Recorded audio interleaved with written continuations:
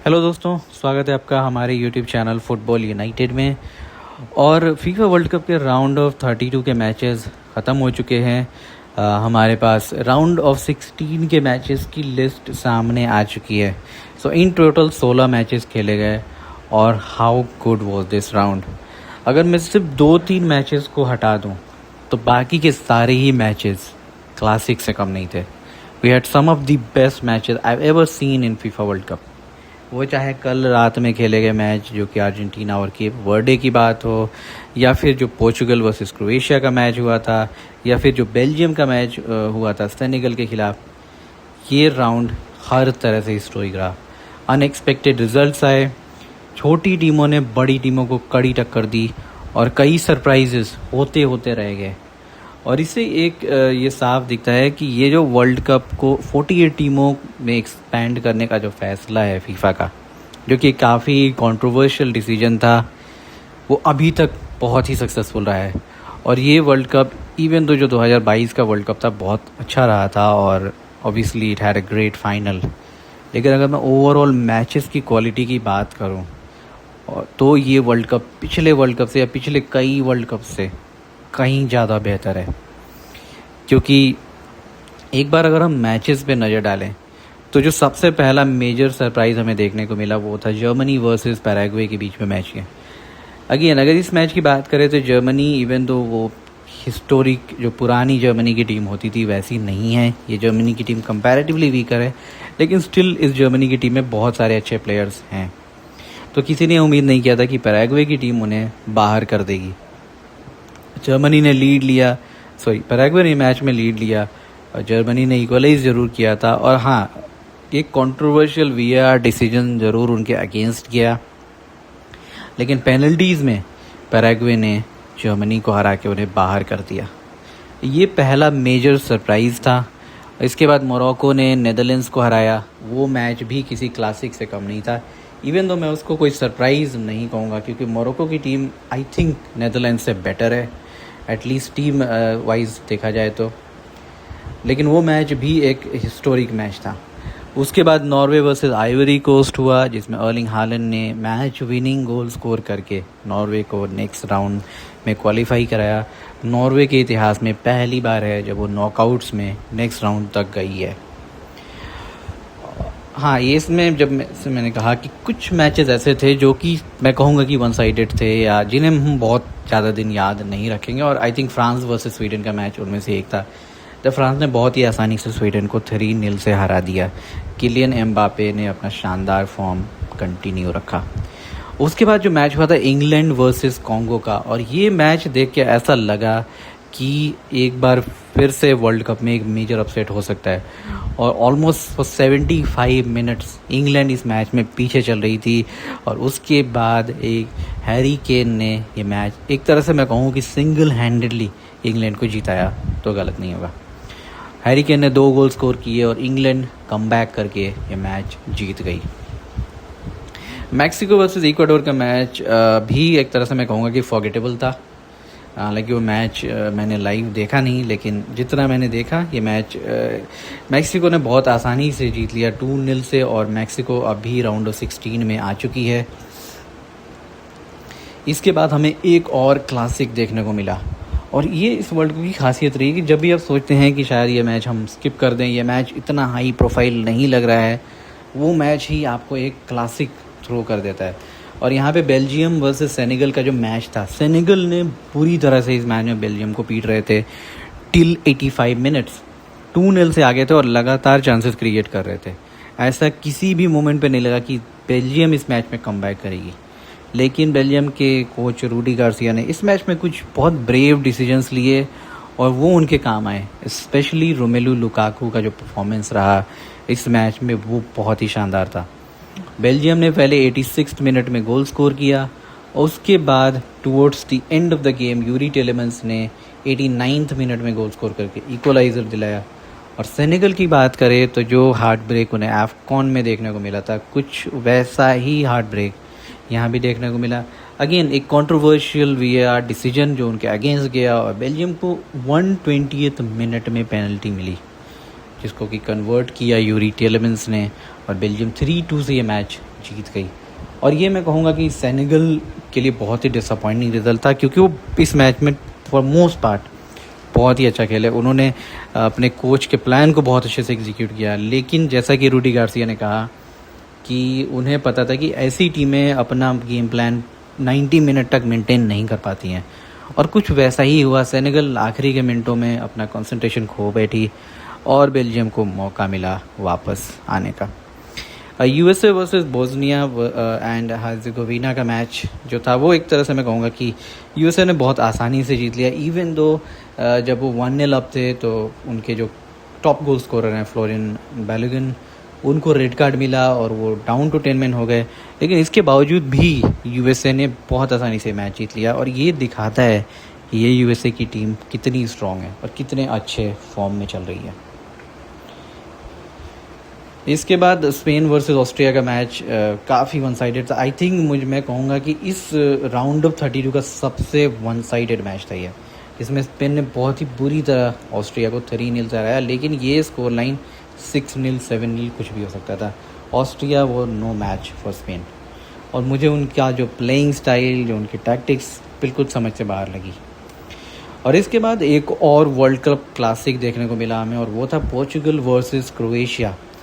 और पोर्चुगल की टीम जो कि अभी तक इस वर्ल्ड कप में बहुत ही डिसअपॉइंटिंग रही है, इस मैच में भी ये उनका परफॉर्मेंस कुछ वैसा ही रहा।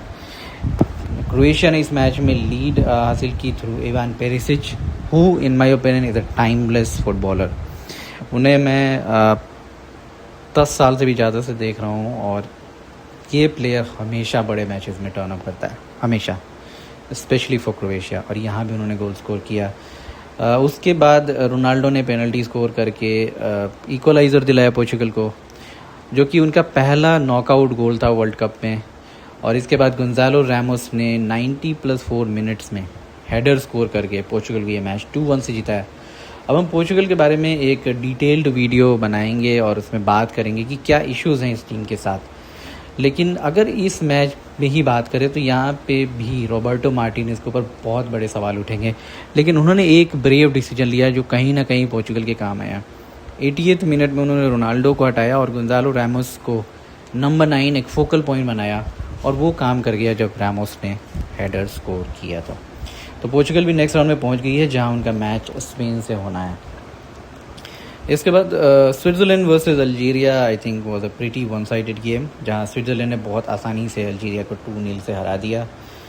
ऑस्ट्रेलिया वर्सेस इजिप्ट कल खेला गया था, और ये मैच भी बहुत ज़्यादा इंटरेस्टिंग था और बहुत क्लोजली फॉट मैच मैं कहूँगा, जहाँ पे इजिप्ट ने शुरू में ही गोल स्कोर किया थ्रू अशोर 13 मिनट में।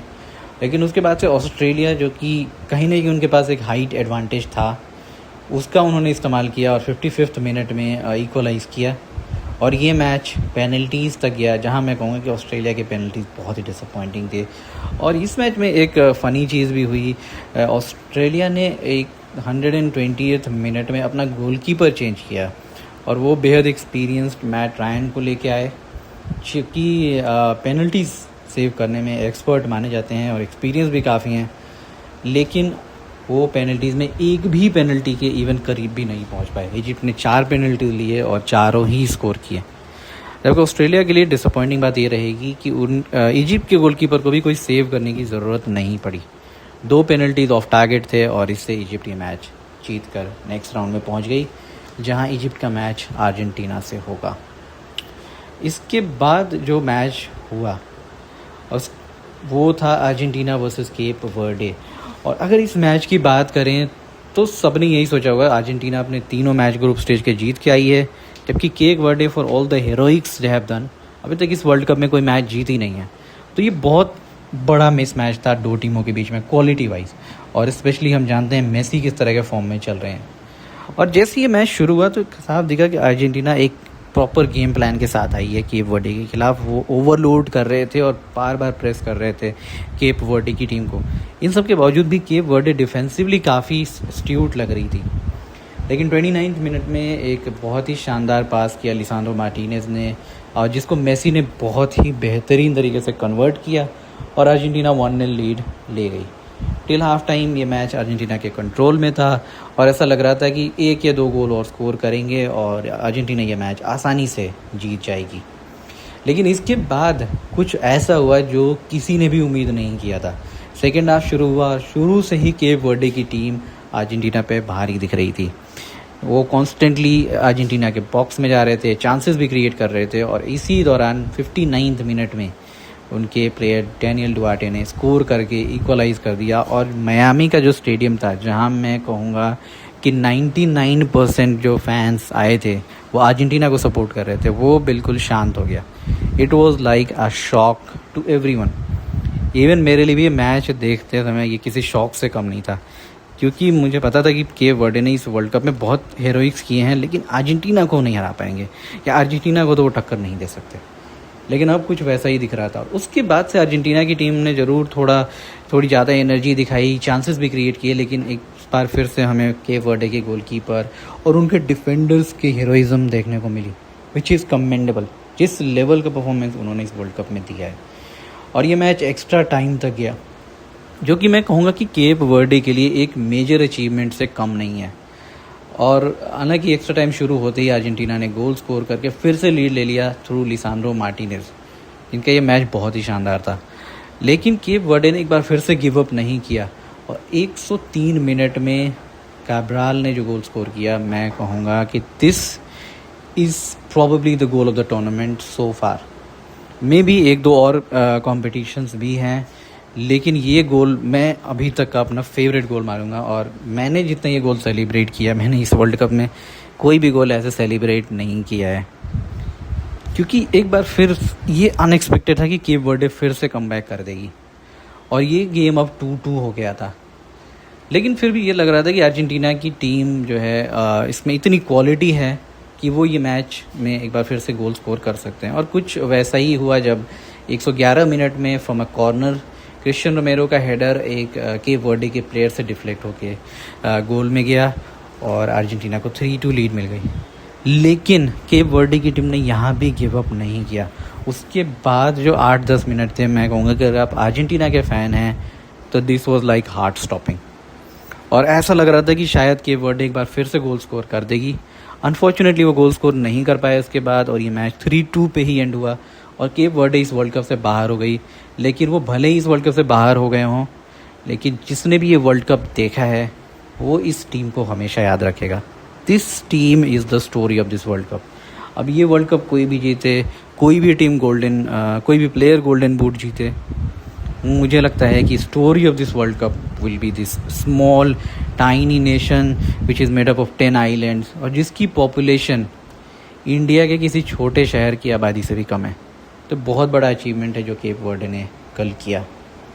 इसके बाद एक जो आखिरी मैच था इस राउंड का, वो कोलंबिया वर्सेस गाना का मैच था, और मैं कहूँगा कि ये मोस्टली अनइवेंटफुल मैच था। कोलंबिया ने शुरू में ही जॉन हैरिस के थ्रू गोल स्कोर किया, और ये मैच 1-0 से जीत गए। उनके लिए सिर्फ एक कंसर्न होगा, क्योंकि हमेश रोड्रिगेज 46 मिनट में उनको सब करना पड़ा, और there is an injury concern.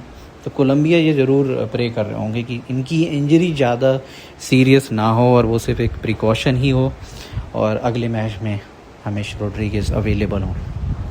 तो ये राउंड ऑफ 32 का लेखा जोखा रहा है, और ये राउंड, इस राउंड ने जिस लेवल के मैचेस हमें दिए हैं, वो देखने के बाद तो यही लगता है कि ये world cup this will only get better and better.